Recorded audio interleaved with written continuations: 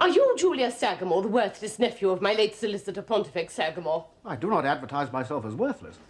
But Pontifex Sagamore was my uncle, and I've returned from Australia to succeed to as much of his business as I can persuade his clients to trust me with.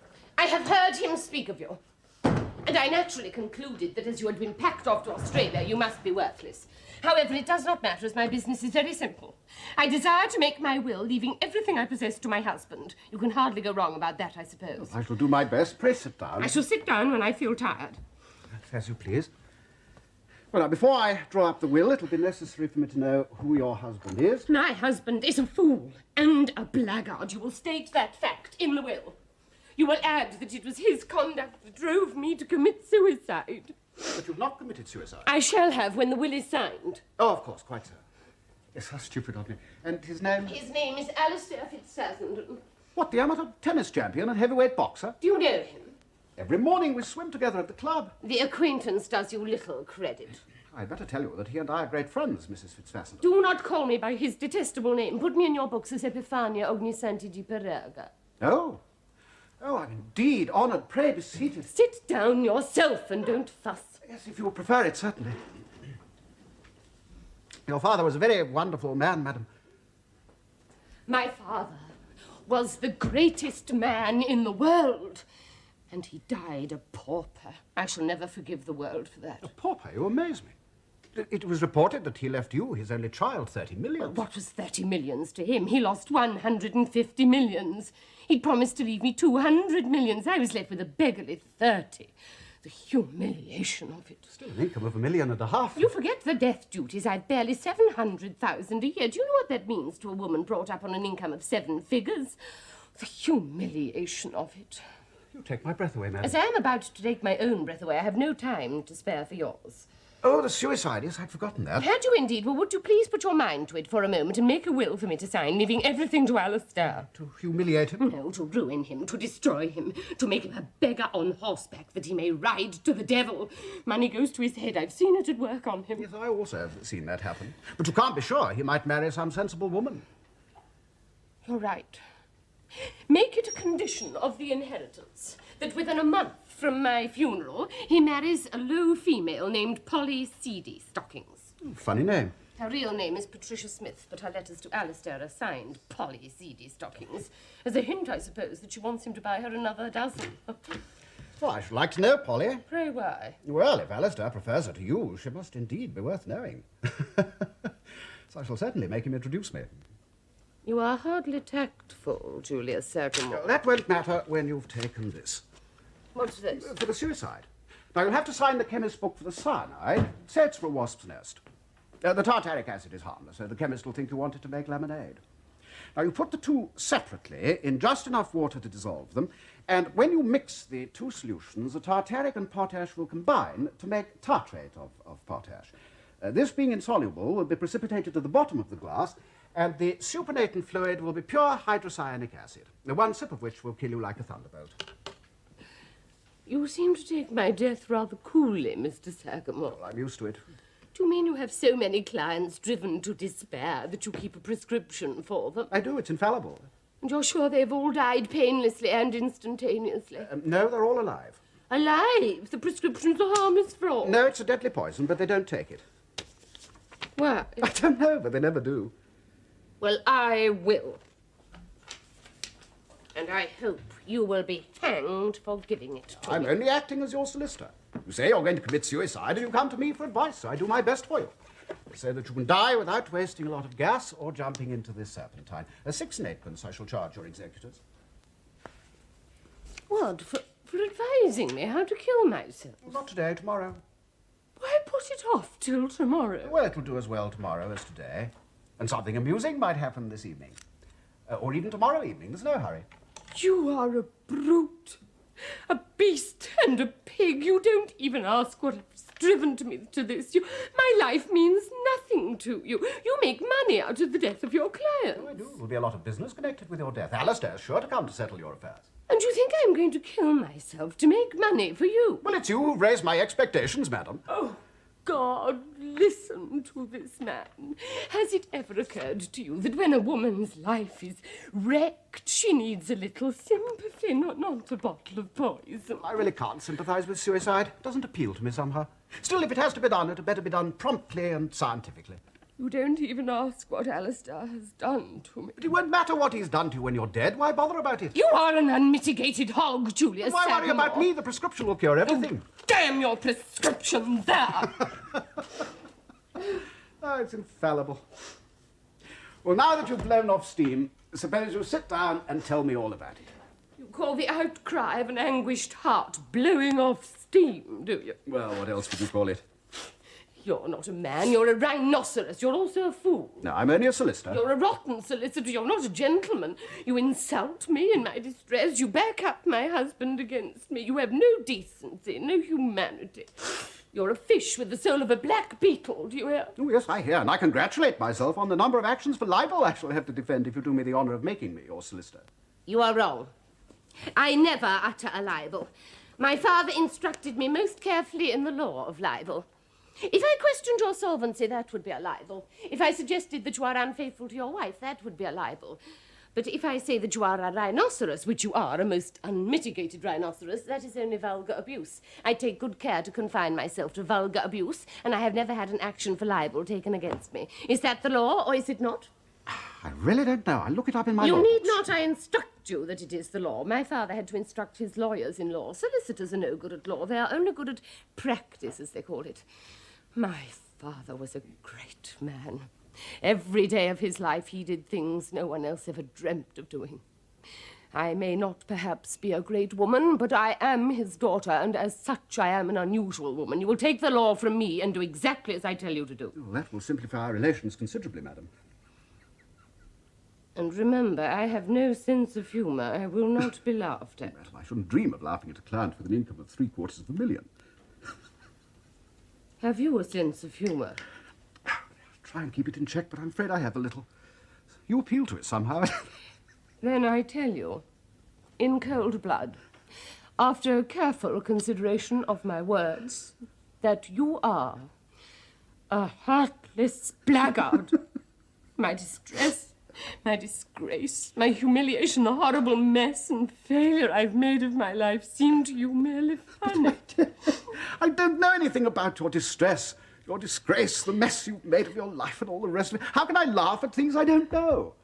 If I am laughing, and am I really laughing? I assure you, I'm laughing not at your misfortunes, but at you. Oh, indeed. Am I so comic a figure in my misery? What is your misery? Oh, do pray sit down. You seem to have one idea in your head, and that is to get your clients to sit down. Oh, very well. Oblige you. Oh! Oh, I cannot even sit in a chair without wrecking it. My life is cursed. I laugh, fool, clown. My best fake Hepplewhite gone. It cost me 4 guineas. Now, will you please sit down as gently as you can and stop calling me names? And then, if you wish, you can tell me what on earth is the matter. Wrecking of that chair has calmed and relieved me somehow. I feel as though I'd broken your neck as I wanted to. Now, listen to me.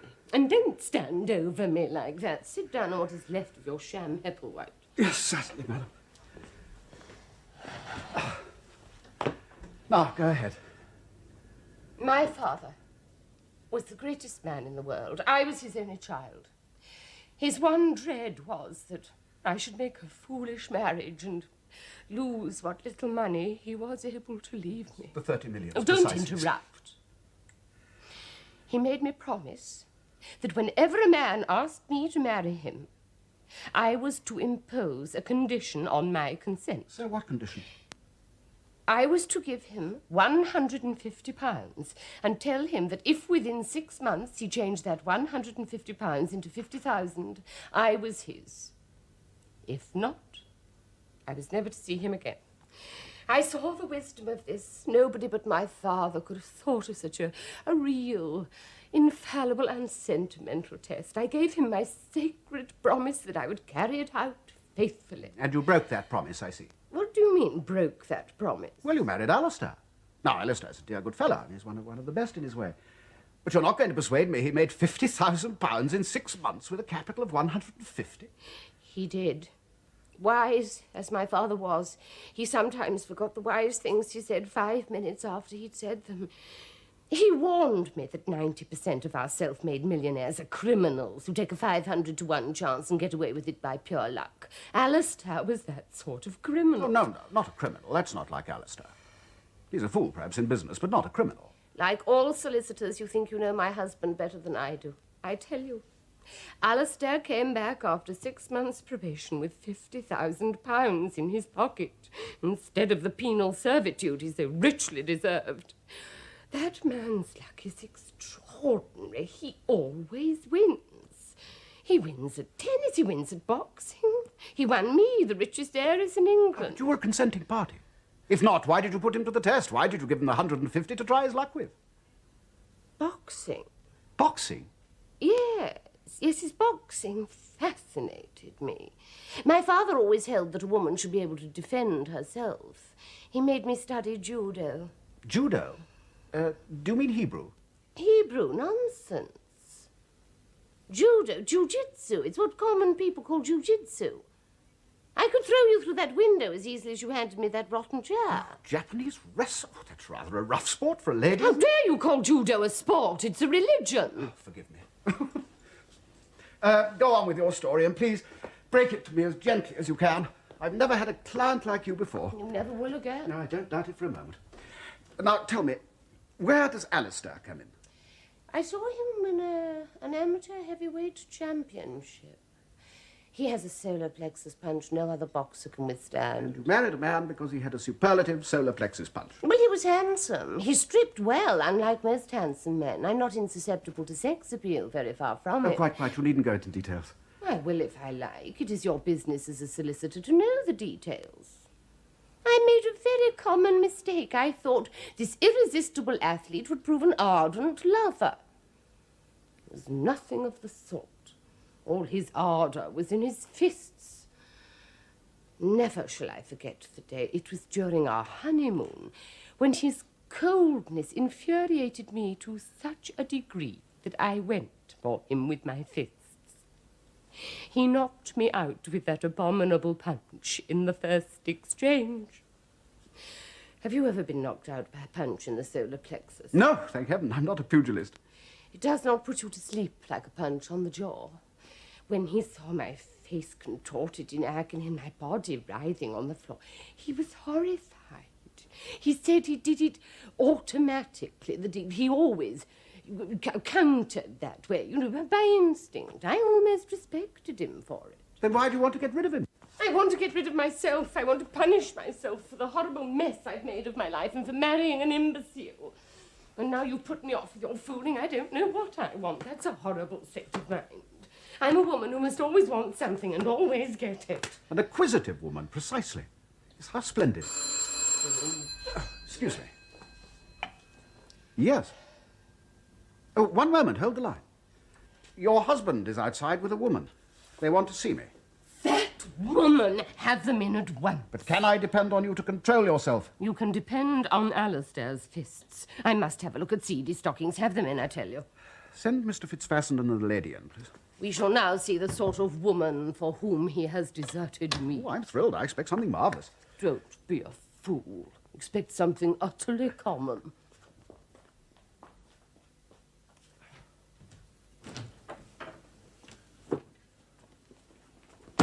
Eppie, what are you doing here? Introduce the female.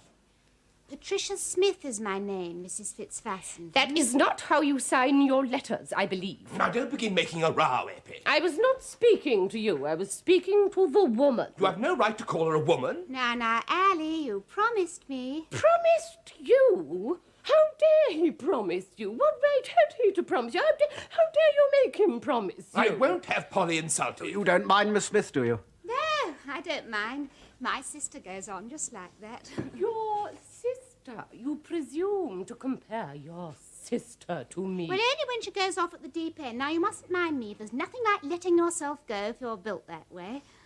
Introduce me to the gentleman, Allie. Yes, of course, I forgot. And Mr. Julius Sagamore, my solicitor, an old pal, Miss Smith. Alias Polly Seedy Stockings. That's only a pet name, Mr. Sagamore. Smith is the patronymic, as dear, wise old father says. She sets up a wise father. This is the last straw. Do sit down, Miss Smith, won't you? Oh, hello. What's happened to the chair? I have happened to the chair. Let it be a warning to you.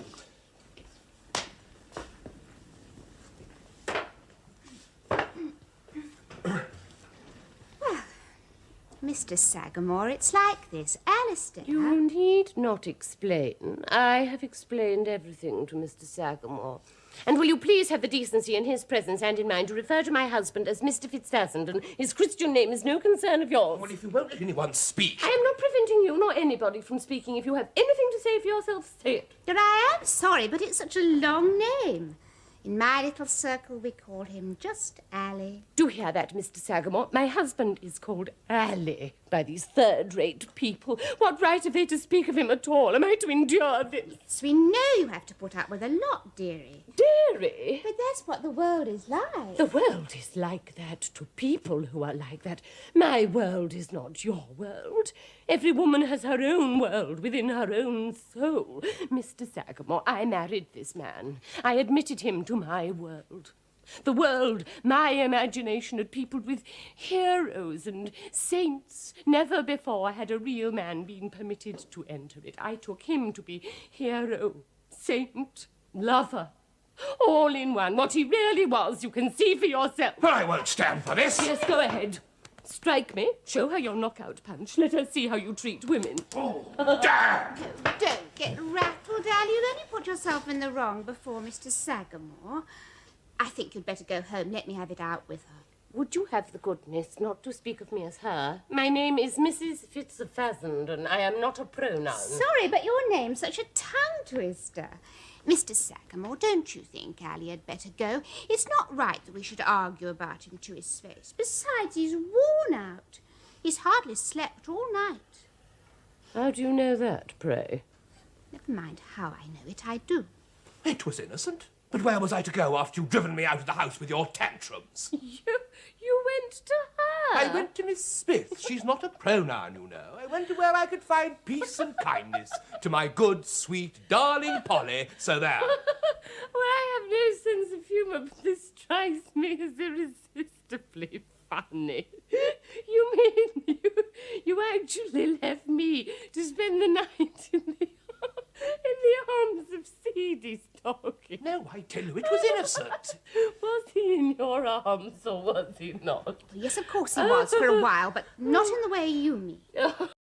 Oh, then he's even a more sexless fish than I took him for. But really, A man capable of flouncing out of the house when I was on the point of pardoning him and giving him a night of legitimate bliss is capable of any imbecility.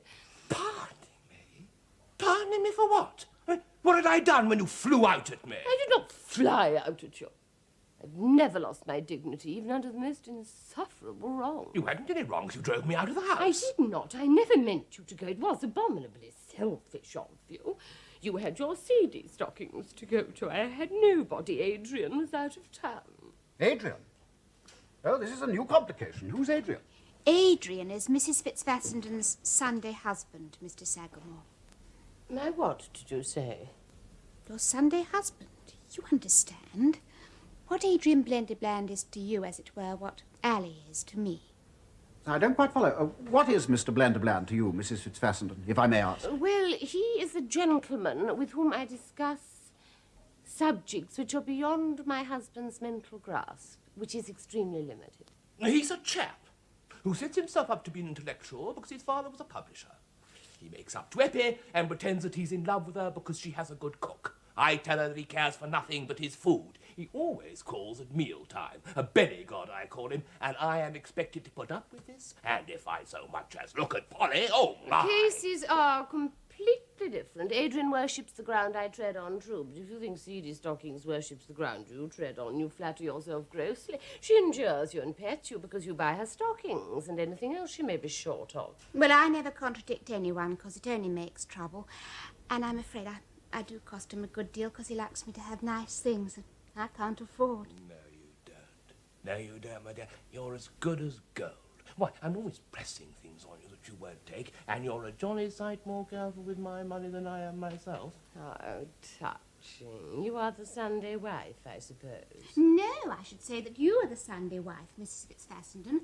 It's I that have to look after his clothes and make him get his hair cut. Oh, surely the creature's intelligent enough to do that for himself. You don't understand men. They get interested in other things and neglect themselves unless they have a woman to look after them.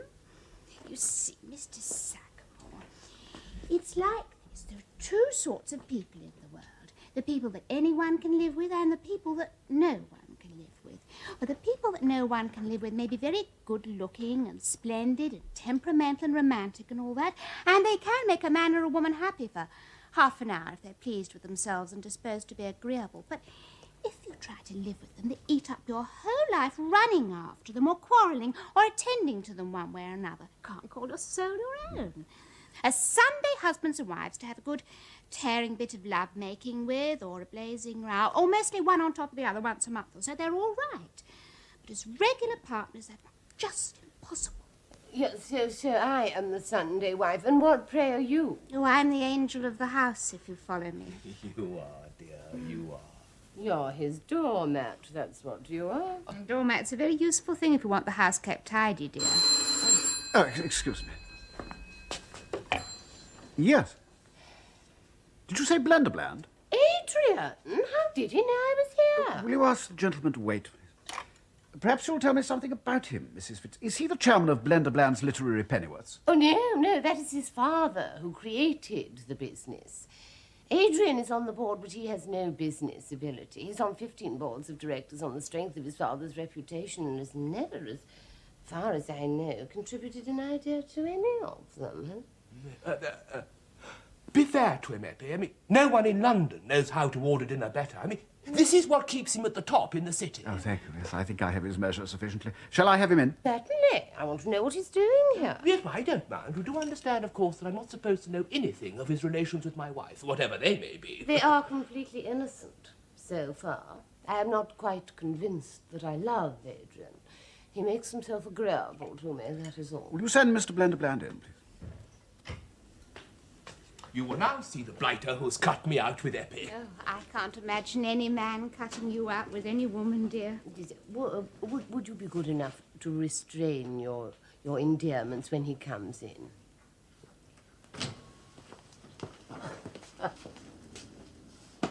Hello, where have we all come from? Good morning, Mrs. Fitzfassenden. How do, Alistair? Mr. Sagamore, I presume. I did not know you were engaged. Your arrival is quite opportune, sir. Will you have the goodness to sit down? Thank you. I hope I'm not interrupting this lady. Oh, no, not at all. Don't mind me. Miss Smith, an intimate friend of Mr. Fitzfassenden. Pleased to meet you, I'm sure. The fact is, Mrs. Fitzfassenden mentioned your name to me in conversation as her choice of a new solicitor, so I thought I could not place myself in better hands. But excuse me, had you not a solicitor of your own? Oh, my dear Mr. Sagamore, never be content with a single opinion. When I feel ill, I always consult at least half a dozen doctors. The variety of their advice and prescriptions convinces me that I had better cure myself. When a legal point arises, I always consult 6 solicitors with much the same result. You know I have no sense of humour. You know it annoys me when you talk the sort of nonsense that's supposed to be funny. Did you come here to consult Mr. Sagamore about me? I did, but of course I expected to find him alone. Oh, and here we are, the whole caboodle. I was speaking to Mr. Blenderbland. I was not speaking to you. And I'm not a member of your caboodle, as you call it. Sorry, dear. Just a reminder I was still listening. Has the matter on which you wish to consult me any reference to Mr. Fitzfassenden's family circle? It has. Yes. And is it of such a nature that sooner or later it'll have to be discussed amongst all the adult members of that circle? Well, yes, I suppose so, but hadn't we better talk about it a little in private first? You shall do no such thing. I will not have my affairs discussed in private or in public. They concern myself alone. May I not discuss my own affairs? With my solicitor, I will not have it. Now she's off in the deep end again. We may as well go home. Oh, the deep end, the deep end. What is life if it is not to be lived at the deep end? Oh, Alistair, you are a tadpole. Oh, don't do that. Smooth it for him, angel of the house. Shouldn't make a sight of him like that. Mr. Fitzfassenden, why did you marry Mrs. Fitzfassenden? Why? Well, does that require any explanation? I've already told you why I married him. Although you may not think it, she can be frightfully fascinating when she really wants to be. Why might he not think that? What do you mean? Oh, he knows what I mean. Oh, it's some silly joke, I suppose. Don't be absurd, Fitzfassenden. Your wife is the most adorable woman on earth. Not here, Adrian. If you're going to talk like that, let's go somewhere where we can be alone. Oh, for heaven's sake, do before you drive us all crazy. Now, steady, steady. I hardly know where I am. Now, you're all consulting me, but none of you's given me any instructions. Hadn't you better all be divorced? What is the creature to live on? He has nothing. He would have had to become a professional boxer or tennis player if his uncle had not pushed him into an insurance business where he was perfectly useless. Effie, I don't think Mr. Sagamore wants to hear He about all does. this. He but- shall be silent. Mr. Sagamore, when Alistair proposed to me, was too great an idiot to comprehend his own audacity. I kept my father's promise. I gave him a cheque for £150. Turn this into 50,000 within 6 months, I said, and I am yours. You never told me this. Why should I? It's a revolting story. Well, what's revolting about it? Did I make good or did I not? Did I risk hell to get the money and win your hand, or did I not? Do I understand you to say, Alistair, that you made £50,000 in 6 months? Why not? You may well look incredulous, Adrian, but he did. This imbecile made £50,000 and won Epifania Ognissanti di Perega for his bride. I kept my word and married him instantly. Then, too late, I discovered how he had made it. Well, how did I make it? By my own brains. Brains by your own folly, your own ignorance, and your criminal instincts, and the luck that attends the half-witted. What you deserved was 5 years penal servitude. 5 years? 15 more like that's what I risked for you. And what did I get by it? Living with you was far worse than any penal servitude. It would have been heaven for you if nature had equipped you for such a companionship as mine. But what was it for me?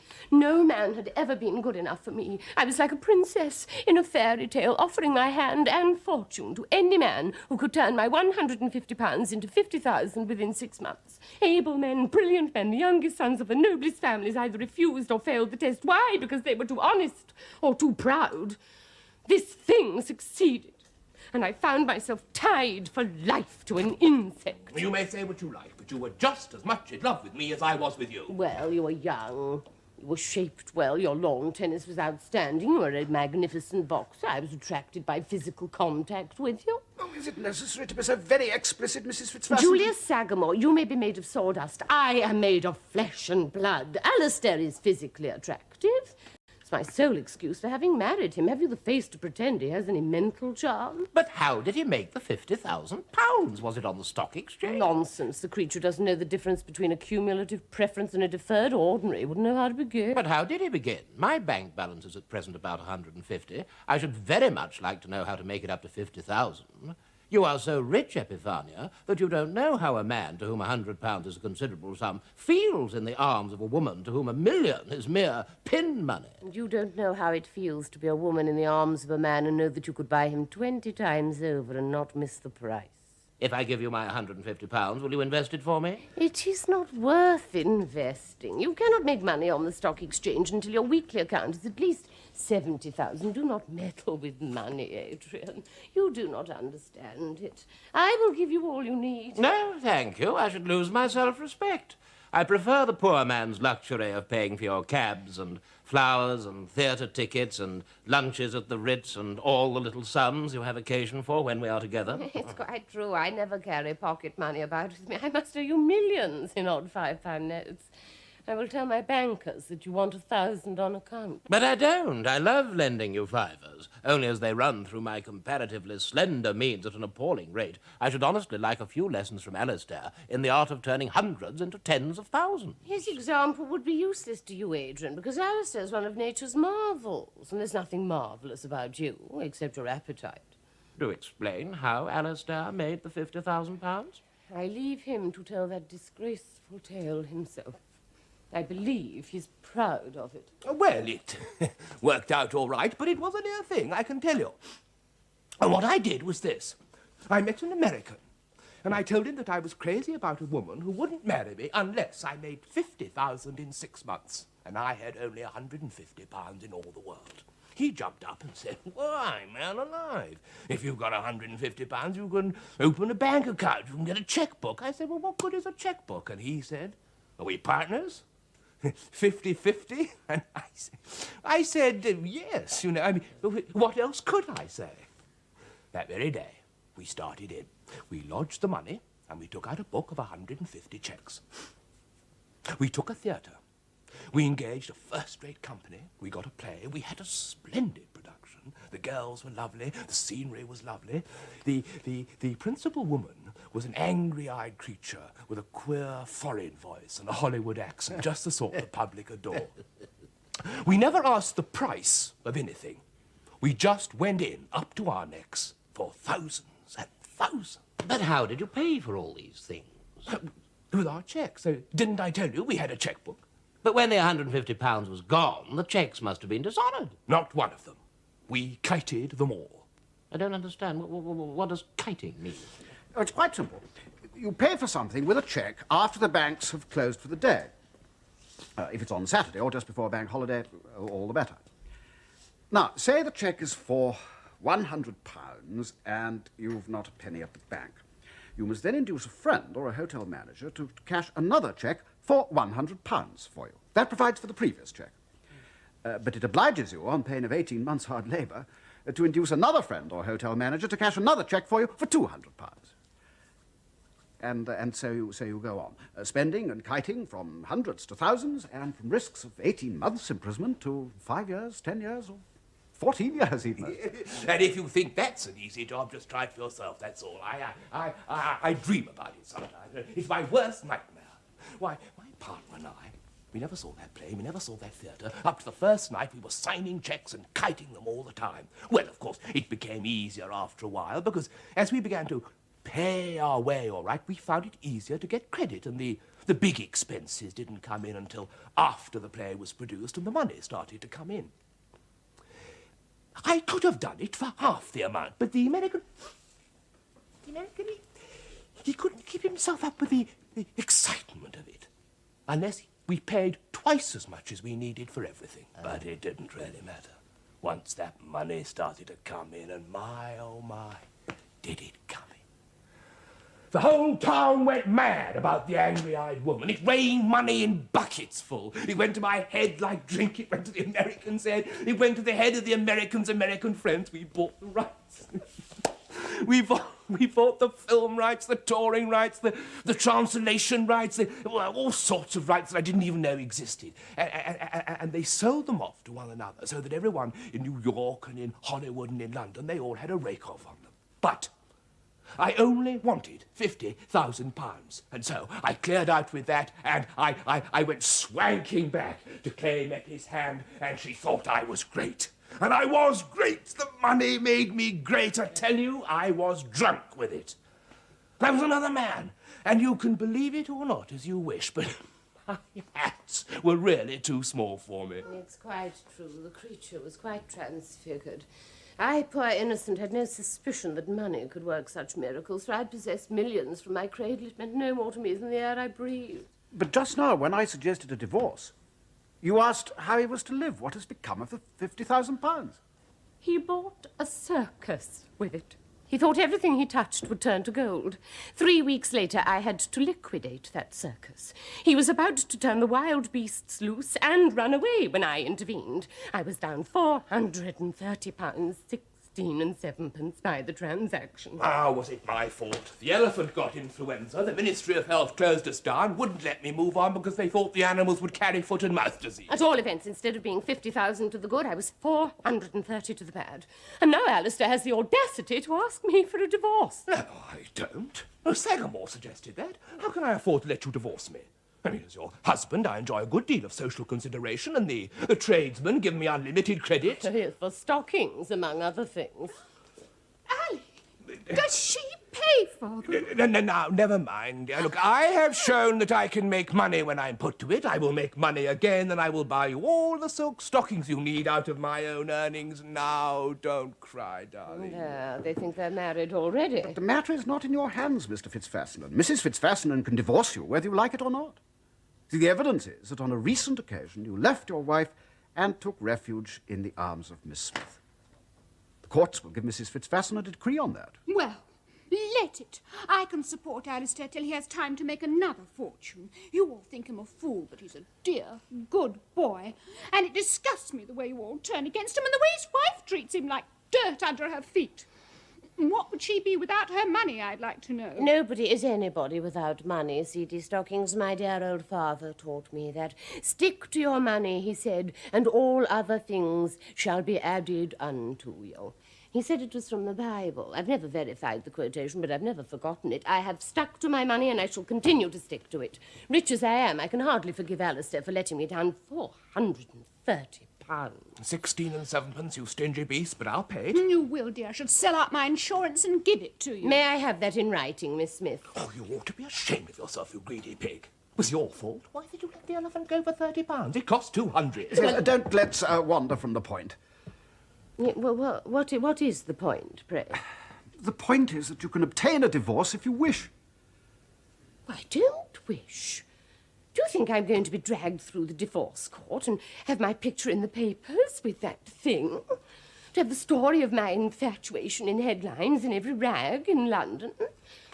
Besides, it suits me to be married. It's respectable, it keeps other men off, it gives me a freedom I could not enjoy as a single woman. Besides, I'm accustomed to a husband. No, decidedly no, I will not divorce Alistair. At least not until I find a substitute whom I really want. Couldn't divorce him unless he chose to let you. Alistair's too much the gentleman to mention it. But as you very well know, your own behaviour hasn't been so very nun-like that you dare have it shown up in court. Alistair is the first man I ever loved, and I hope he won't be the last. But legal difficulties do not exist for people with money. At all events, as Alistair cannot afford to divorce me, and I don't wish to divorce him, the question does not arise. What o'clock is it? I do think you might buy a wristwatch, Eppie. I've told you so over and over again. Why should I go to the expense of buying a wristwatch when everyone else has one? I've nothing to do but ask. It's 12:10. Oh, goodness gracious, I've missed my lesson. Oh, how annoying. Listen, what are you learning now, may I ask? Judo, when you next indulge in your favourite sport of wife-beating, look out for a surprise. Mr. Sagamore, what did I come here for? To give me instructions about your will. She draws up a new will whenever she loses her temper, Sagamore. Jolly good business for you. Do be quiet, Alistair. You forget the dignity of your position as my husband. Mr. Sagamore, I have changed my mind about my will. And I shall overlook your attempt to poison me. Oh, thank you. What do I owe you for this abortive consultation? 13 and 4, if you please. Oh, yes, well, I never carry money about with me. Adrian lent me 13 and 4. Stop. Mr. Sagamore, you had better become my family solicitor and send in your bill at the end of the year. And send a county court summons with it, Sagamore, or you may go whistle for your money. Do hold your tongue, Alistair. Of course I wait for a summons. It's a simple precaution against paying bills sent in twice over. Quite, Mrs. Fitzfasson, an excellent rule. You're a man of sense, Mr. Sagamore. I must get some fresh air. This orgy of domesticity's made the room stuffy. Come along, Adrian. We'll drive into the country and lunch there. I know the quaintest little place upriver.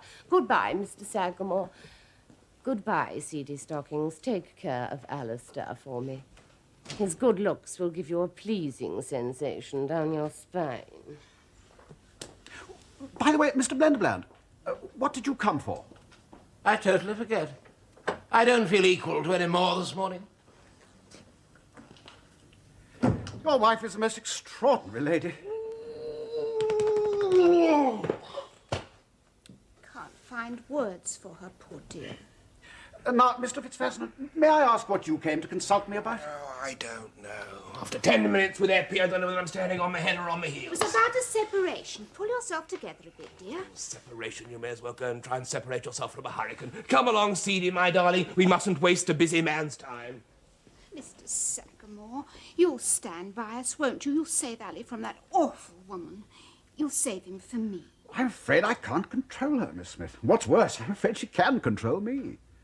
It's not only that I can't afford to offend so rich a client, it's that her will paralyzes mine. Sort of genius some people have. Oh, don't be afraid of her, Mr. Sagamore. She has a genius for making money. It's in her family. Money comes to her. But I have my little bit of genius, too, and she can't paralyze me. And what have you a genius for, Miss Smith, if I may ask? For making people happy. Unhappy people come to me as money comes to her. I can't think that your will is stronger than hers, Miss Smith. Oh, it isn't, Mr. Sagamore. I have no will at all. I get what I want somehow. You'll see. Seedy, come on. Oh, coming, darling. Bye, Mr. Sagamore. You'll see.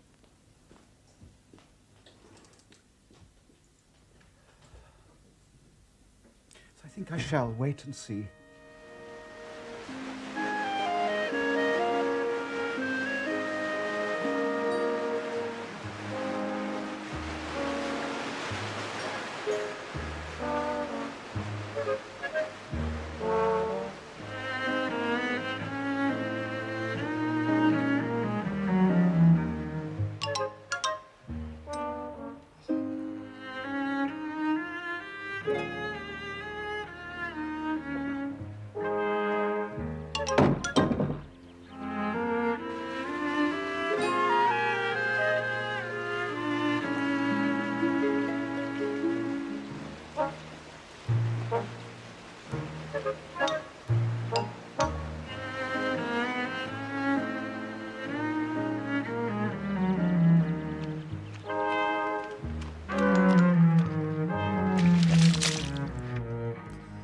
How jolly. I must be a very attractive man. Indeed. Well, not that I'm denying it, but what has it to do with what I just said? You said, how jolly. I look round at this rotten old inn, trying to pretend it's a riverside hotel. We've just had a horrible meal of tomato tea called soup, the remains of Sunday's joint, sprouts, potatoes, apple tart, and stale American synthetic cheese. If you can suffer this and say how jolly, there must be some irresistible attraction present, and I can see nothing that is not utterly repulsive, except myself. Don't you like these old world places? I do. I don't. They ought all to be rooted up, pulled down, burnt to the ground. Your flat on the embankment in London costs more to furnish than this place did to build from the cellar to the roof. You can get a decent lunch there, perfectly served by a word through the telephone. Your luxurious car will whisk you out to one of a dozen hotels in lovely scenery, and yet you choose this filthy old inn and say, how jolly. What is the use of being a millionairess on such terms? When I was first let loose on the world with unlimited money, do you know how long it took me to get tired of shopping and sick of the luxuries you think so much of? About a fortnight. My father, when he had £100 million, travelled third class and never spent more than 10 shillings a day on himself, unless he was entertaining people who were useful to him. Why should he? He couldn't eat more than anybody else. He couldn't drink more than anybody else. He couldn't wear more than anybody else. Neither can I. Then why do you love money and hate spending it? Because money is power. Money is security. Money is freedom. To me, money is a vulgar bore and a soul-destroying worry. I need it, of course, but I don't like it. I never think of it when I can possibly help it. If you don't think about money, what do you think about? Women? Yes, of course, but not exclusively. Food? Well, I am not always thinking about my food, but I am rather particular about it. I confess I look forward to a better lunch than that. Oh, so that is what has put you out of temper. I am not out of temper, I hope. But you promised me a very special treat, Epiphania. You said you'd found a wonderful place on the river where we could be ourselves and enjoy a delightful cottage meal in primitive surroundings. Where is the charm of this dismal hole? Have you ever eaten a viler lunch? There is not even a private sitting room. Anyone could walk in here at any moment. It would have been much more comfortable at Richmond or Maidenhead. And I believe it is raining. Oh, is that my fault? It completes your notion of a happy day on the river. Why is it that the people who know how to enjoy themselves never have any money, and the people who have money never know how to enjoy themselves? You're not making yourself very agreeable, Adrian. You are not entertaining me very munificently, Epiphania. Oh, for heaven's sake, let's get into the car and drive about the country. It's much more luxurious than this hideous coffee room, and more private. I'm tired of my car. I am not. I wish I could afford one like it. I thought you would enjoy sitting in this crazy, out-of-the-way place talking to me. When I find you're nothing but a spoiled old bachelor, you think about nothing but your food and your little comforts. You're worse than Alistair. At least he could talk about tennis and boxing. And you can talk about nothing but money. And you think money uninteresting. Oh, you should have known my father. I am very glad I did not. What did you say? My dear Epiphania, if we are to remain friends, I may as well be perfectly frank with you. Everything you've told me about your father convinces me that he was no doubt an affectionate parent and amiable enough to explain your somewhat tiresome father fixation, as Dr. Freud would call it. He must have been quite the most appalling bore ever to devastate even a Rotary Club. My father, you infinite nothingness. My father made £150 million. You never even made $500,000. My good girl, your father never made anything. I have not the slightest notion of how he contrived to get a legal claim on so much of what other people made. You rotten thing! Take that for calling my father a bore. Restrain yourself! You might have hurt me very seriously! I shall hurt you till you wish yourself dead! Scum! Filth!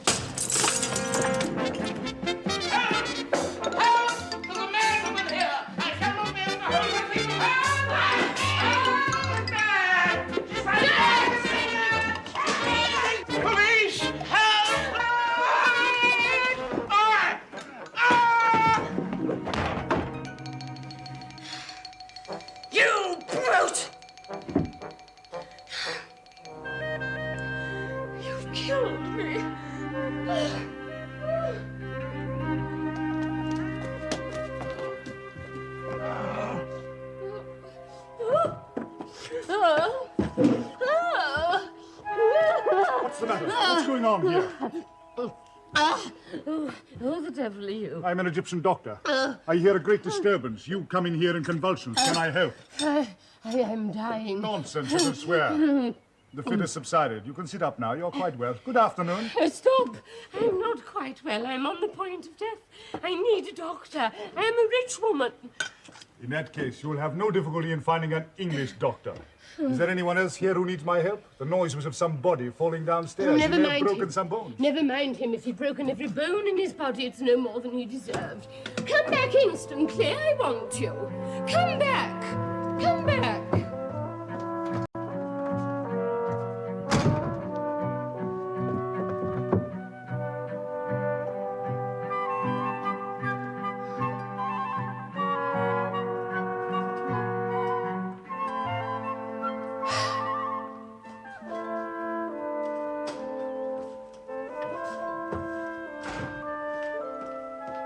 The landlord is taking the gentleman to the cottage hospital in your car.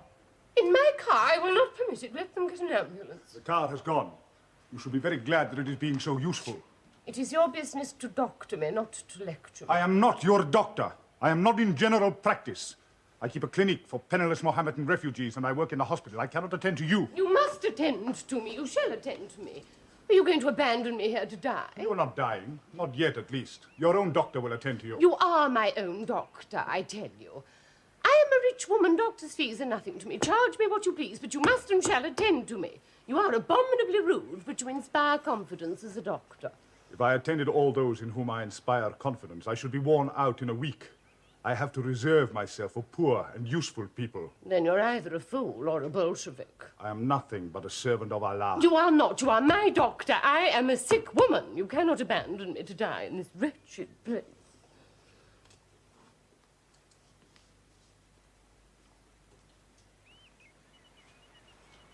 I see no symptoms of any sickness about you. Are you in pain? Yes, horrible pain. Where? Don't cross-examine me as though you didn't believe me. I must have sprained my wrist throwing that beast all over the place. Which hand? No, I don't know. This one. Nothing whatever the matter. How do you know? It's my hand, not yours. You would scream the house down if you had sprained your wrist. You're shamming, lying. Why? Is it to make yourself interesting? Make myself interesting, man. I am interesting. Not in the least medically. Are you interesting in any other way? I am the most interesting woman in England. I am Epifanio Misanti di Perega. Never heard of her. Italian aristocrat, I presume. Aristocrat? Do you take me for a fool? My ancestors were moneylenders to all of Europe 500 years ago. Now we are bankers of all the world. Jewess, eh? Christian to the last drop of my blood. The stupidest di Perega can walk round the cleverest Jew when it comes to money-making. We're the only real aristocracy in the world, the aristocracy of money. The plutocracy, in fact. If you like, I am a plutocrat of the plutocrats. Well, that is a disease for which I do not prescribe. The only known cure is a revolution. But the mortality rate is high, and sometimes, if it's the wrong sort of revolution, it intensifies the disease. I can do nothing for you. I must go back to my work. Good morning. But this is your work. What else have you to do? There is a great deal to be done in the world besides attending rich, imaginary invalids. But if you are paid well... I make the little money I need by work which I venture to think more important. Then you are a pig, a beast, and a Bolshevik. It's the most abominable thing to leave me here in my distress. My car is gone. I have no money. I never carry money about. I have none to carry. Your car will return presently. You can borrow money from your chauffeur. You are an unmitigated hippopotamus. You're a basher bazooka. I might have known it by that ridiculous tarboosh. You should take it off in my presence. At least have the manners to wait with me until my chauffeur comes back. He has come back. Damn. Can't you wait until he's had a cup of tea and a cigarette? No. Please give me back my fez. I wanted to see what you look like without it. There. Now, listen to me. You're having an adventure. Have you no romance in you? Haven't you even common curiosity? Don't you want to know why I threw that beast downstairs? Don't you want to throw your wretched work to the devil for once and have an afternoon on the river with an interesting and attractive woman? Women are neither interesting nor attractive to me, except when they are ill. I know too much about them, inside and out. You are perfectly well. Liar! Nobody is perfectly well. Nor ever has been, nor ever will be. That is true. You must have brains of a sort. I remember when I began as a young surgeon. I killed several patients by my operations because I had been taught that I must go on cutting until there was nothing left but perfectly healthy tissue. As there's no such thing as perfectly healthy tissue. I should have cut my patients entirely away if the nurse had not stopped me before they died on the table. They died after they left the hospital. But as they were carried away from the table alive, I was able to claim a successful operation. Are you married? Yes, but you need not be afraid. My husband is openly unfaithful to me and cannot take you to court if you make love to me. I can divorce him if necessary. And the man you threw downstairs, who was he? One does not throw one's husband downstairs. Did he make love to you? No. He insulted my father's memory because he was disappointed with his lunch here. When I think of my father, all ordinary men seem to me the merest trash. You are not an ordinary man. I should like to see some more of you.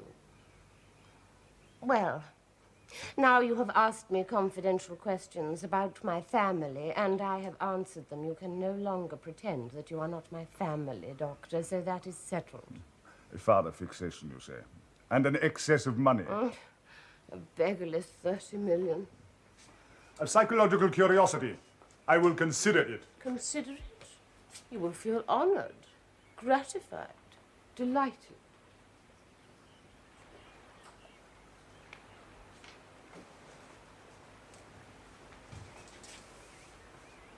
I see enormous self-confidence, reckless audacity, insane egotism, apparently sexless.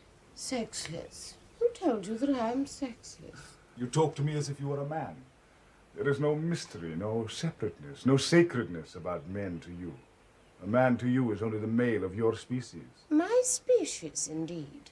Man is a different and very inferior species. 5 minutes' conversation with my husband would prove to you that he and I do not belong to the same species. But there are some great men like my father, and there are some good doctors like you. Thank you. What does your regular doctor say about you? I have no regular doctor. If I had, I should have an operation a week until there was nothing left of me or of my bank account. I shall not expect you to maul me about with a stethoscope if that is what you're afraid of. I have the lungs of a whale and the digestion of an ostrich. I have a clockwork inside. I sleep 8 hours like a log. When I want anything, I lose my head about it so completely, I always get it. What sort of things do you want mostly? Everything, anything. Everything and anything is nothing. 5 minutes ago, I wanted you. Now I have you. Come, you cannot bluff a doctor. You may want the sun and the moon and the stars, but you cannot get them. That is why I take great care not to want them. I only want the things I can get. Good. A practical intellect. What do you want at present, for instance? That is the devil of it. There's nothing one can get except more money. I do not care for money.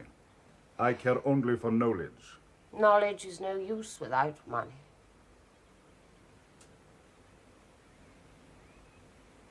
Are you married? I am married to science. One wife is enough for me, though by my religion I am allowed 4. 4? What do you mean? I am what you call a Mohammedan. Well, you'll have to be content with 2 wives if you marry me. Is there any question of that between us? Yes. I want to marry you. Nothing doing, lady. Science is my bride. You can have science, too. I shan't be jealous of her, but I made a solemn promise to my father on his deathbed. Stop. I have to tell you, I made a solemn promise to my mother on her deathbed. What? My mother was a very wise woman. She made me swear to her that if any woman wanted to marry me, and I felt tempted, I would hand the woman 200 piastres and tell her that unless she would go out into the world with nothing but that and the clothes she stood in, and earn her living alone and unaided for 6 months, I would never speak to her again. And if she stood the test? Then I must marry her, even if she were the ugliest devil on earth. And you expect me, Epifanio Nisanti di Perega, to submit myself to this test, to any test? I swore. I have a mother fixation. Allah willed it so. I cannot help myself. What was your mother? A washerwoman, a widow. She brought up 11 children. I was the youngest. The Benjamin. The other 10 are honest working folk. With their help, she made me into a man of learning. It was her ambition to have a son who could read and write. She prayed to Allah, and he endowed me with the necessary talent.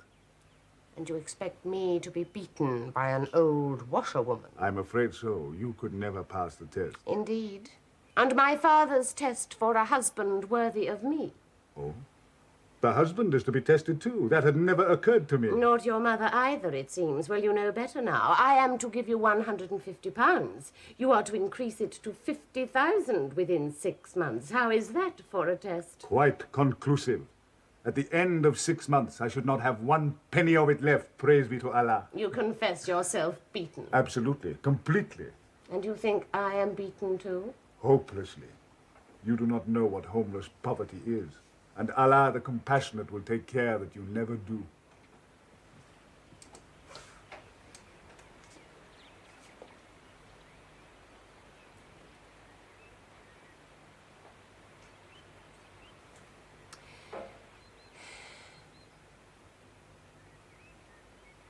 How much is 200 piastres? At the rate of exchange contemplated by my mother, about 35 shillings. Hand it over. Unfortunately, my mother forgot to provide for this contingency. I have not got 35 shillings. I must borrow them from you. I never have a penny on me. No matter, borrow from my chauffeur. He will lend you £150 on my account, if you dare ask him.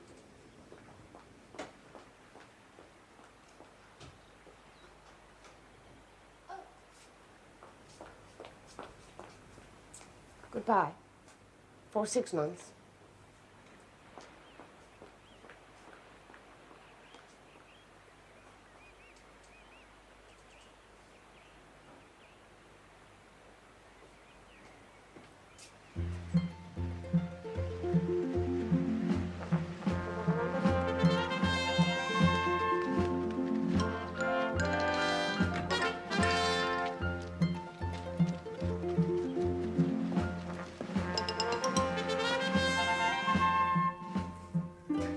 No might and no majesty save in thee, O Allah, but O most great and glorious. Is this another of thy terrible jokes? Hey,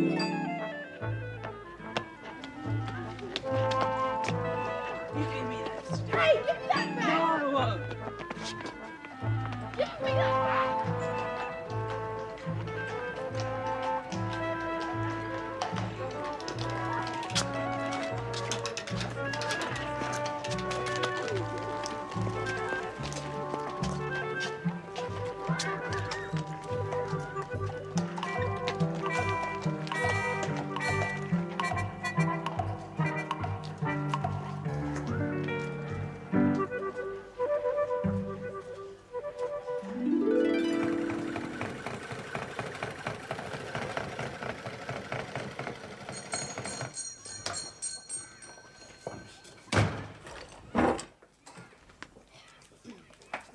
What do you want? What are you doing here? I'm looking for employment. A woman told me I should find it here. I am destitute. No way to get employment, poking your nose into places that don't concern you. Get on. There's no women employed here. You lie. There are 6 women working in there. Who employs them? The way you talk to me. Think a lot of yourself, don't you? What do you take me for? A worm. Take care. I can use my fists. I can shoot if necessary. Careful, Joe. She's an inspector. Look at her shoes. I am not an inspector. And what is the matter with my shoes, pray? Well, ma'am, could a woman looking for work at twopence halfpenny an hour afford a West End shoe like that? I can assure you we don't employ any women here. We're only caretakers. But I saw 6 women in... Not a soul. Go on, search your bloody basement. Speak to the lady like that. You see, ma'am, there's not a soul. There's a smell. You've given them a signal to hide. You are breaking the law. Give me some work, or I shall send a postcard to the Home Office. Look here, lady, can't we arrange this? I mean, what good will it do you to get me into trouble and shut up my little shop? What good will it do me to say nothing? What, about £0.50 a week? I cannot live on £0.50 a week. Can if you look around a bit. There are others, you know. Give me the address of the others. If I'm to live by blackmail, I must have an extended practice. I have to pay. I don't see why the others shouldn't. Look, we take the £0.50. Look here. Look at it. Listen to it. Now, is it another one of those every Wednesday if you keep the inspector off of me? There's no use ringing £0.50 at me. I am accustomed to them. And I feel convinced you will pay 5 shillings if I insist. 5 shillings? Have some feeling for us. You don't know the struggle we have to live. Yeah, we're not beggars. I'll pay what the business can afford and not a penny more. You know it can afford 5 shillings. You know I can't afford any more. So here, take your 5 shillings. I'll be damned to you. Don't be so hasty. You shut up. You can get a few shillings off, but you can't. You can size up a tough lot without looking at her shoes. She's got to. She knows she's got to. Well, I don't like this blackmailing business. Of course, if I must, I must. But can you not give me any manual work? You want to get a little deeper into our business, don't you? I'm as deep as I can get already. You have 6 women working in there. That thing in the corner is a gas engine. That makes you a workshop under the Act. Except that the sanitary arrangements are probably appalling. There's nothing else I need to know. I have you in the hollow of my hand. You give me work that I can live by, or I'll have you cleared out of here like a wasp's nest. Good mind to clear out anyway. There's another place where you won't find me so easy. I'm used to changing my address. That's the one good card you have in your hand. You have some business ability. Tell me, why can you not give me work to live by, just as you give it, I suppose, to those women I saw in there? I don't like the people I employ to know too much. They might call in the inspector. Call in the inspector? What sort of fool are you? They dread the inspector more than I do. Why? Don't they want to be protected? Well, the inspector wouldn't protect them, ma'am. He'd only shut the place down to take their jobs away from them. Or if they thought you'd be so cruel as to report them, they'd go on their knees to you to spare them. You that knows so much about it ought to know a business like this can't afford any luxuries. It's a cheap labour business. As long as I can get women for their natural wage, I can get along with no luxuries, mind you. No trade union wages. No sanitary arrangements, as you call them. No line washing every 6 months. No separate rooms to eat in. And no fencing in a dangerous machine or anything like that. I've got a business in a week. What is a woman's natural wage? Something taken in half for a 12-hour day. Slavery. Oh, no, ma'am. Nobody wouldn't call that slavery. Good worker can make 12, 15 shillings a week at it. Week in, week out. Isn't it what the government paid at the beginning of the war? You expect me to pay more than the British government? Can a woman live on 12 shillings a week? Of course she can. What's to prevent her? Then I will work even for that, just to prove that I can work and support myself. So give me some work and have done talking. You started talking, you and me. I did. I thank you for the information you have given me. It has been informative and to the point. Is that sufficient apology? Now, to work, to work. I am in a hurry to get to work. What sort of work can you do? Can you sew? Can you make buttonholes? Certainly not. I don't call that work. Well, what sort of work are you looking for? Brain work. She got it. Your work, managing work, planning work, driving work. Well, show me what you make here. Tell me how you dispose of it. Yeah, you get on with your work. Show what you do. And when you're quite satisfied your curiosity, maybe you'll take the 5 shillings and go. Why, don't you find my arrival a pleasant sort of adventure in this den? I have never heard the like of your cheek, not from nobody. Well, what do you do with these when they're finished? Man comes with his cart and takes it away. Does he pay you for them? No, gives us a receipt for them. Mr. Superflu pays us for the receipts at the end of the week. What does he do with the coats? He takes them to the wholesaler what supplies him with the cloth. The cart brings us the cloth and it takes away the finished clothes. Well, why don't you deal directly with the wholesaler? Oh, no, that wouldn't be right. We don't know who they are. Mr. Superflu does. Besides, we couldn't afford horse and cart. Oh, does Mr. Superflu own the horse and cart? Oh, no, that wouldn't be right. He hires it by the hour from Bolton's. Is it always the same driver? Oh, yes, it's always old Tim Goodenough. Write those names down. Bolton's, Superflu, Goodenough. You know, I'm not your clerk. You will be soon. Do as I tell you. Now, when Goodenough comes round next, tell him to tell Bolton's that he has found somebody who will buy the horse and cart for £14. Tell him if he can persuade Bolton's to part with it at that price, you will give him £1 for himself and half a crown advance in his present wage to drive the same old round to the same place. He knows the wholesalers. Mr. Superflu is superfluous. Whose business is this? Yours or mine? We shall see. Dare you buy a horse and cart? Where's the money to come from? Where does all the money come from? The bank, of course. You've got to put it in there first, haven't you? Not at all. Other people put it there and the bank lends it to you if it thinks you can extend your business. Joe, don't trust your money in a bank. No good ever come out of banks for the likes of us. Oh, don't let her tempt you, Joe. When had you last a holiday? Me? Holiday? We can't afford holidays. Oh, I won on Armistice Day 18 years ago. So it's cost a world war and the slaughter of 20 million of your fellow creatures to give you the one holiday in your lifetime. I can do better for you than that. Come on, we don't understand that sort of talk. We've got no time for it. Look, couldn't you just take our little present and go away? That's Tim good enough for the clothes. Oh, sit down. I'll deal with Tim.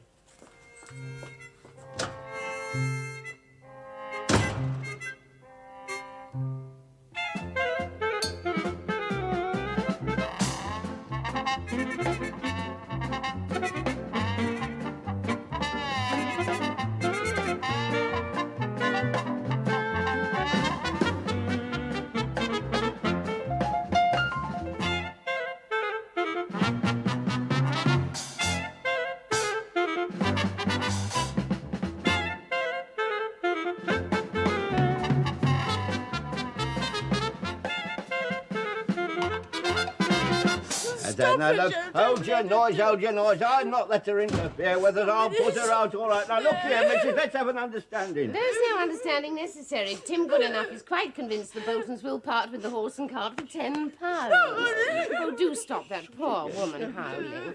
Well, I'm going now. There's not enough work for me to do here. I can do it all in a morning every week, just half a day. I should take a job as a scullery maid in a hotel to fill in the time. Meanwhile, carry on as usual. Good morning. Like some sort of dream. What can I do? Do what she tells us, Joe. We're just like children.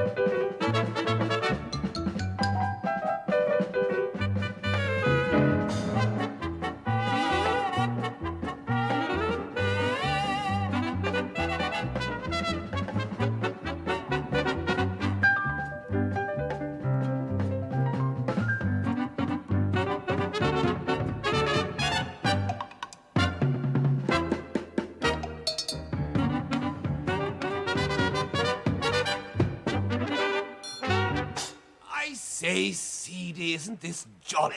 Yes, darling, it's lovely. Nothing beats a fine weekend on the river. A pull on the water in the morning to give one a good stretch and a good appetite, a good lunch, a good laze. What more can any man desire on earth? Oh, you row so beautifully, Ally. I love to see you sculling and punting too. You look so well standing up in that punt. It's the quiet of it. Blessed quiet of it. You're so quiet. You know, I'm never afraid that you're going to kick up a row about nothing. The river is so smooth. I do not know which comforts me most, you or the river. Good afternoon, sir. I hope that everything here is to your liking. Oh, yes, indeed. But what have you done with the old place? I mean, when I was here last a year ago, it was a common pub called the Pig and Whistle. It was so until quite lately, sir. My father kept the old pig and whistle, so did his forefathers, right back to the reign of William the Conqueror. It was on its last legs when you saw it, sir. I was ashamed of it. Oh, you've done a very good job with it now, I must say. Oh, it has nothing to do with me, sir. I am only the manager. You wouldn't believe it if I were to tell you the story, but I mustn't disturb you. No, my dear fellow. Far away. Well, one day a woman came here and asked for a job as a scullery maid. My father didn't have the nerve to turn her out. He said that she might just try for a day or two. So she started in. She washed 2 dishes, and she broke 6. My poor old mother was furious. She thought the world of her dishes. She said that as the girl had broken them, she should pay for them, even if she had to stay for a month, and have the price stopped out of her wages. Off went the girl to Reading and came back with a whole lot of new crockery that made my poor old mother cry. She said that we would be disgraced forever if we were to ever serve anything of such old-fashioned things. But the very next day, an American lady with a boating party bought them straight off the table for 3 times what they cost, and my poor mother never dared to say another word. From then on, the scullery maid took things into her own hands in a way that we could never have done. It was cruel for us, but we couldn't deny that she was always right. Cruel? But what was there cruel in getting nice crockery for you? Oh, it wasn't only that, madam. That part was easy and pleasant enough. But what was wrong with the old pig and whistle was not so much the old thick plate which took away your appetite, but it was the old people that it had gathered about itself, who were past their work and had never been up to much according to modern ideas. The scullery maid simply told them the truth about themselves, and it cut them to pieces. For it was the truth, and I couldn't deny it. The old man had to give in because he'd raised money on his freehold and was at his wit's end to know how to pay back his mortgage interest. Before we knew what was happening, the scullery maid had paid off the mortgage and had completely got the whip hand of all of us. It's time for you two to sell your freehold and retire, she said. You're doing no good here. Oh, that was dreadful to root them up like that. Well, it was hard, but it was the truth. And now the house is a credit to the neighbourhood and gives more employment than ever the old pig did, even in its best days. And I am the manager, with a salary and a percentage beyond anything that I could have ever dreamt of. And are the old people contented and happy? Well, no. The change was too much for them at their time of life. My father had a stroke and is not likely to recover, and my mother's gone a bit silly. But it was best for them, and they have all the comforts that they care for. That's a very moving tale. More so than you might think, my dear fellow, because I happen to know a woman of that stamp. And, oh, by the way, I telegraphed a friend of mine to come and spend the weekend here, a Mr. Sagamore. I trust there'll be a room for him. Oh, that'll be quite all right, thank you. How many people staying in the house this weekend? Oh, less than usual, madam. We have an Egyptian doctor who takes his meals here. Then there is another gentleman, an invalid. He's just been discharged from the cottage hospital. The Egyptian doctor recommended our chef to him, and he takes his meals here, too. And that is all, madam, unless some fresh visitors arrive. Well, I suppose we'll have to put up with them. I'm sorry to trouble you, sir, but you came in this morning without signing the visitor's book. I brought it in. I wonder if you'll be so Yes, good. of course, I'm so sorry. Right.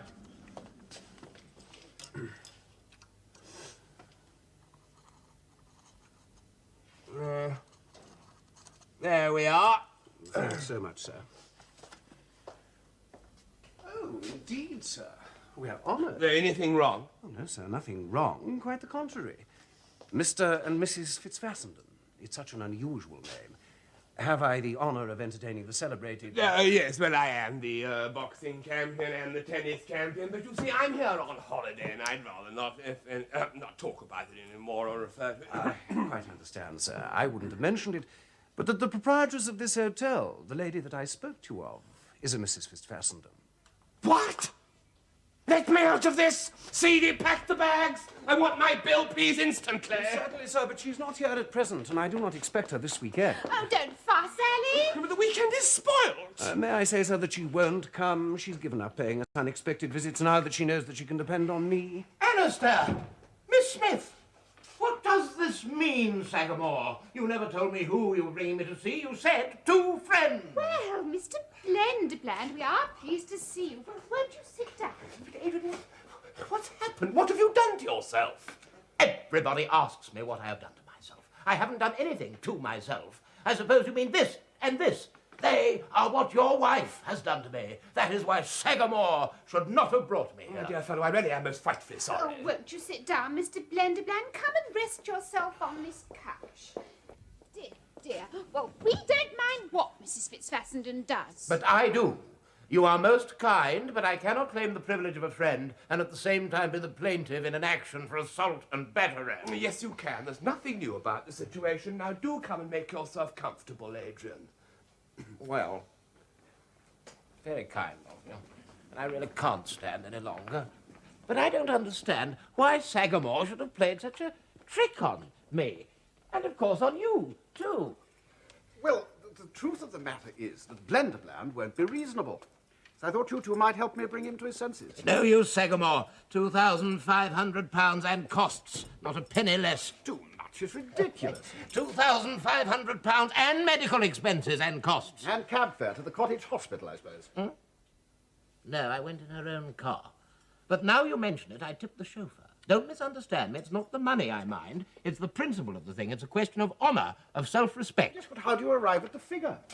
Why is your honour and self-respect worth £2,500 and not 2,500 millions? My brother got £2,500 from the railway company when an electric truck butted into him on the platform at Paddington Station.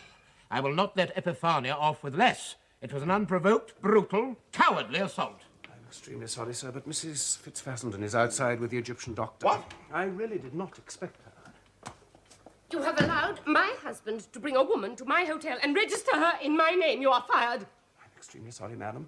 I had no idea that the gentleman was your husband. However, you were always right. Would you like me to go at once, or shall I stay until you can replace me? I do not wish you to go at all. You are re-engaged. Throw them both out instantly. Your manager cannot throw Alistair out. Alistair can throw all of us out if it comes to that. And as to Miss Smith, this is a licensed house, and she has as much right to be here as you or I. I shall set fire to the hotel if necessary. Oh, hello. Adrian here, too. What has happened to your head? What are those sticks for? Send for the doctor at once. Have you hurt yourself? Hurt myself? Hurt myself? Has he been run over? This woman has half killed me, and she asks me, have I hurt myself?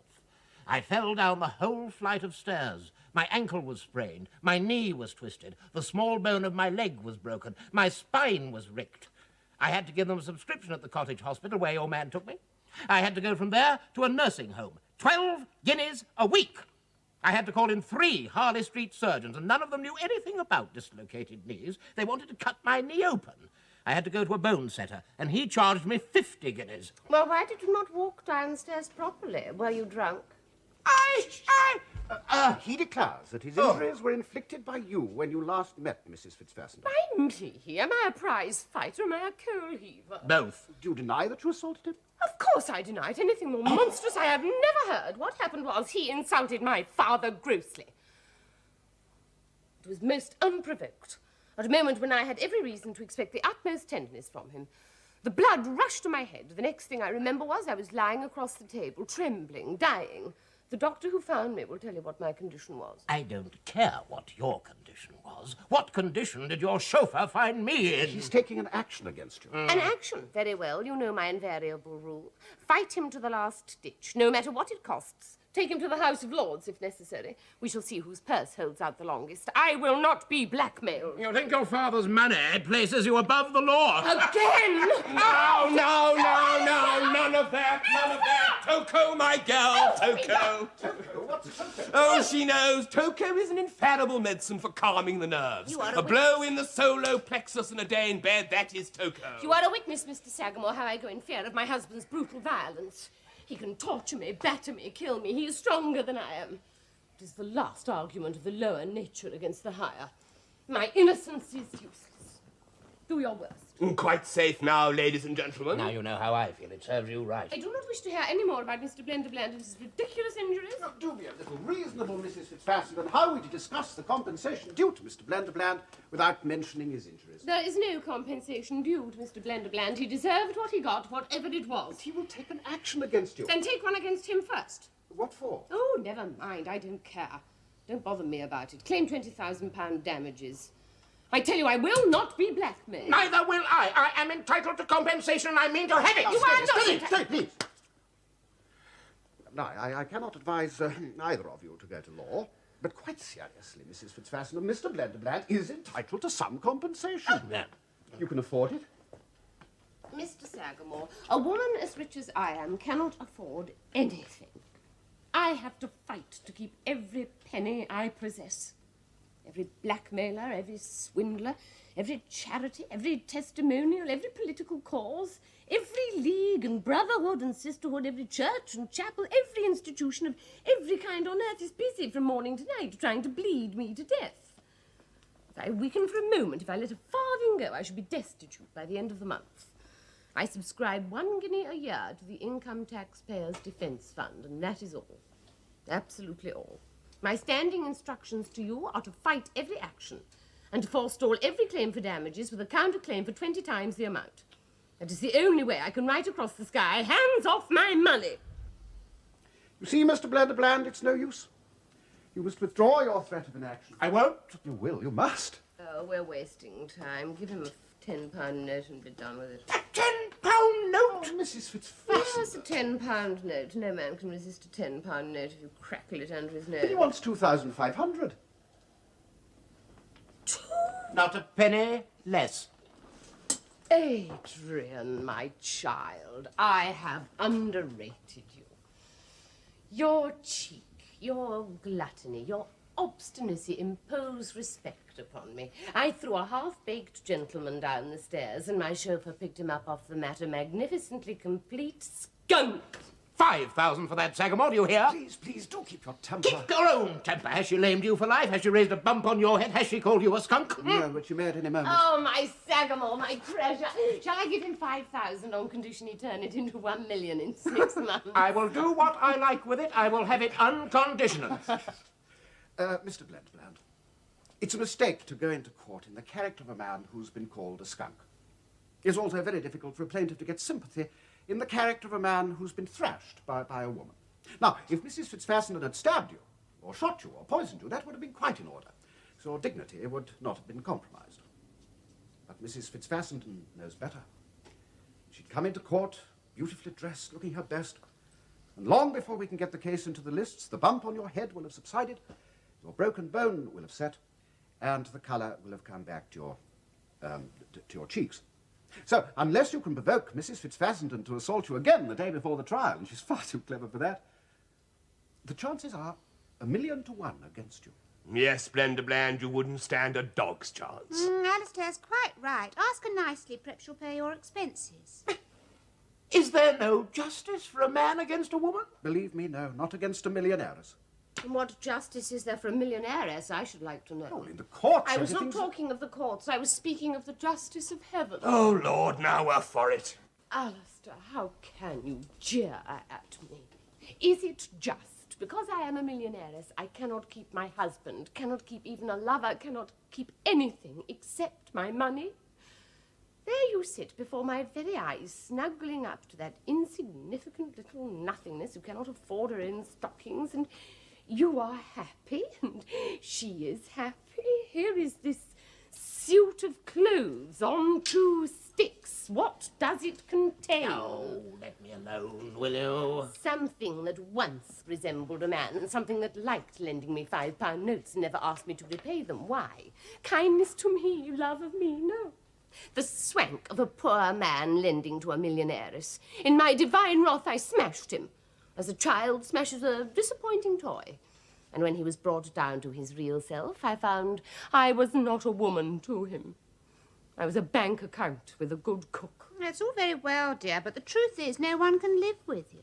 And anyone can live with you.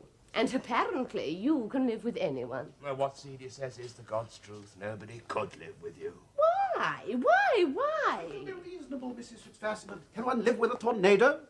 With an earthquake? With an avalanche? Yes, thousands of people live on the slopes of volcanoes, in the track of avalanches, and on land thrown up only yesterday by earthquakes. But with a millionairess who can rise to her destiny and wield the power her money gives her, no. Well, be it so. I shall live in my lonely little house and be myself, until I find a man good enough to be to me what Alistair is to seedy stockings. Well, I hope you don't have to wait too long, dear. I never wait. I march on, and when I come upon anything I want, I grab it. I grabbed you, Alistair. I find he does not suit me. He beats me. Only in self-defense. I never laid a finger on you except in self-defense. Yes, you are like all the great European powers. You only fight in self-defense. You do not suit. I throw you to greedy, seedy stockings. You can punch her about to your heart's content. Mr. Sagamore arranged the divorce. Cruelty and adultery. Oh, but I don't like this. It's not fair to Alistair. Why should he be divorced instead of you? Mr. Sagamore, take an action against Miss Patricia Smith for alienating my husband's affections. Damages £20,000. Oh, Mr. Sagamore, is such a thing possible?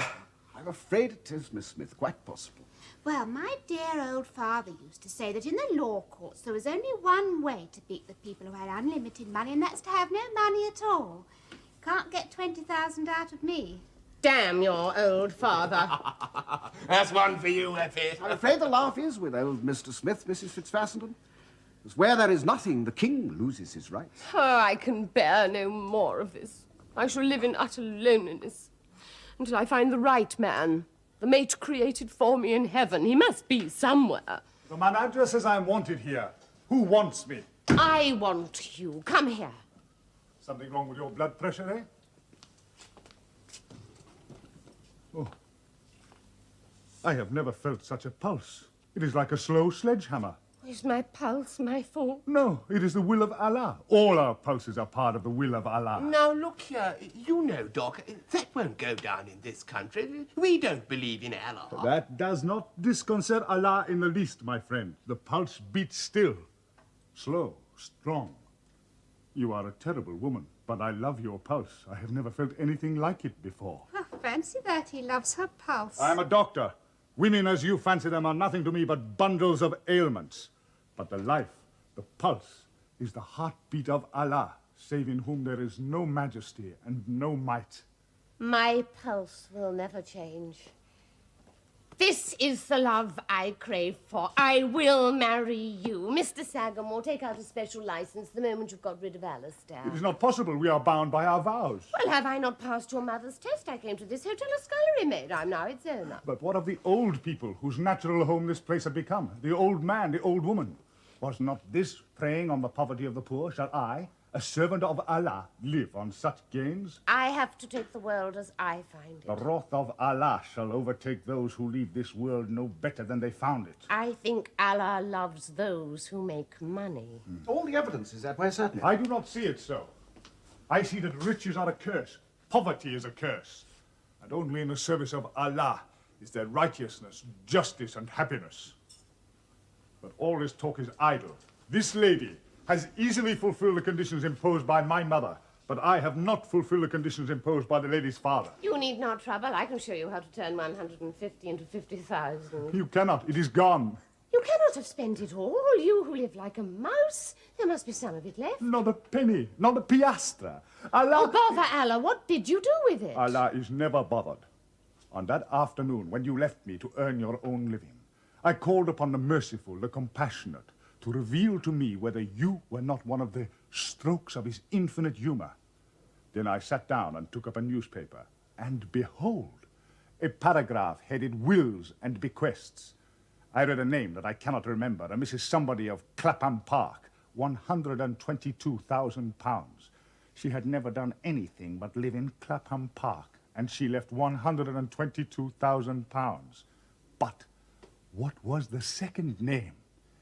It was that of the teacher who changed my whole life and gave me a new soul by opening the world of science to me. I was his assistant for 4 years. He used to make his own apparatus for his experiments. And then one day, he needed a filament of metal that would resist a temperature that would melt platinum like sealing wax. Buy the patent if it hasn't been snapped up already. He never took out a patent. He believed that knowledge is no man's property, and he had neither time nor money to spend in patent offices. Millions have been made out of that discovery of his by people who care nothing about science and everything about money. He left £400 and a widow. That good woman who had been a second mother to me, a shilling a day for her at most, not even 1 piastre an hour. That comes of marrying an incompetent dreamer. The merciful, the compassionate heard the widow's prayer. Listen. I once cured a prime minister when he imagined himself to be ill. I went to him and told him that it was the will of Allah that the widow should receive a civil pension. She received it. £100. I went to the great metallurgical trust which exploits his discovery and told them that her poverty was a scandal in the face of Allah. They were rich and generous. They made a special issue of founders' shares worth £300 a year to her. But all this took time. The illness, the nurse, the funeral, the disposal of the laboratory, the change to a cheaper lodging had left her without a penny. Between the death and the pensions, there was a gap exactly £150 wide. He who is just and exact supplied that sum through your chauffeur's hands and through mine. It rejoiced my heart as money has never rejoiced it before. But instead of coming to you with £50,000, I am in arrears with my bill for my bread in your hotel, and I'm expecting every day to be told by your manager that this cannot go on. I must settle. Well, you didn't do very well for yourself, but you did very well for the widow, and to escape Eppie. I mean, she won't marry you with empty pockets. Pray, why? 50,000 must have been made 10 times over in that discovery. And the doctor, in putting my £150 in the widow's necessary expenses, may be said to have made a retrospective investment in that discovery and has shown the greatest stability in the affair, has he not, Mr. Sagamore? Unquestionably. He settled the widow's affairs to perfection. But I'm in debt for my food. Well, if it comes to that, I am in debt for my food. I got a letter this morning from my purveyors saying that I have paid them nothing for 2 years, and that if I do not send them something on account, they will be obliged to resort to the premises. What does that mean? Sell my furniture. You cannot sell mine, I'm afraid. I have hardly any. If you have a stick, she will sell it. She is the meanest woman in England. That is why I am also the richest. Mr. Sagamore, my mind is made up. I will marry this doctor, ascertain his name, and make the necessary arrangements. You take care, Doctor. She is unfaithful to her husband in wanting to marry you. She flirted with me, took me down the river and made me believe I was to be Alistair's successor long before ever she saw you. See what she's done to me. She will do the same to you when the next man takes her fancy. What have you to say to that? You must learn to take chances in this world. This disappointed philanderer tries to frighten you with my unfaithfulness. He has never been married. I have. And I tell you, in the very happiest marriages, not a day passes without 1,000 moments of unfaithfulness. You begin by thinking you have one husband. You find you have a dozen. There is the creature you hate and despise and are tied to for life. And before breakfast is over, the fool says something nice and becomes the man you admire and love. And between these extremes there are 1,000 degrees, with a different man and woman at each of them. A wife is all women to one man. She is everything that is devilish, the thorn in his side, the jealous termagant, the detective dogging all his movements, the nagger, the scolder, the worrier. He has only to tell her an affectionate lie, and she becomes his comfort, his helper. At best, his greatest treasure. At worst, his troublesome but beloved child. All wives are all these women in one. All husbands, all these men in one.